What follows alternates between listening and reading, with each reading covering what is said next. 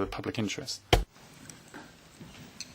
Yeah, I'll be very brief because most of the points have been made. Firstly, Commissioner, I think it's, notwithstanding what others have said, I actually think you have demonstrated that you've been listening both to this Parliament and to the public on this issue and have made some serious efforts to meet our concerns. But the Socialist Group remains of opinion that we do not need ISDS and TTIP, and we still haven't heard anything that justifies having ISDS and TTIP. But that said, we've never been against the idea of an investment protection chapter inside TTIP, and I think your concept paper is starting to move in that direction. I think there's still problems. Sorry, I don't know what's wrong with this microphone, but there's still problems with. There's still problems with your proposals, which we think can be improved on. Firstly, I think it was Helmut Schultz said, the right to regulate.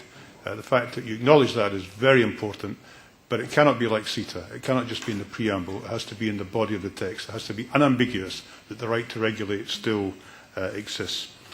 What is said in your paper about the ending of the secrecy of tribunals is also significant, and if we deliver on not just the idea that we should know when a tribunal has been held, what the subject is, and what the outcome is, but that we have the opportunity for NGOs, for public bodies and so on to give evidence to these tribunals, that is also a step in the right direction to be welcomed.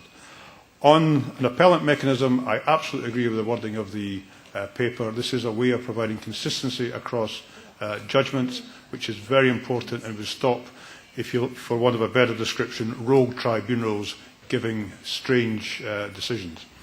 In terms of arbiters, I think we've got to stop calling them arbiters and say they are judges, not just that they should have the qualification to be judges, but they should be judges for these tribunals, and they should not be allowed to also at the same time act as prosecutors or defenders in other cases, because frankly the system at the moment is corrupt, where there's a conflict of interest between someone prosecuting a case in 1 year and a year later being on the tribunal for a different case. That is unacceptable and has to be brought to an end.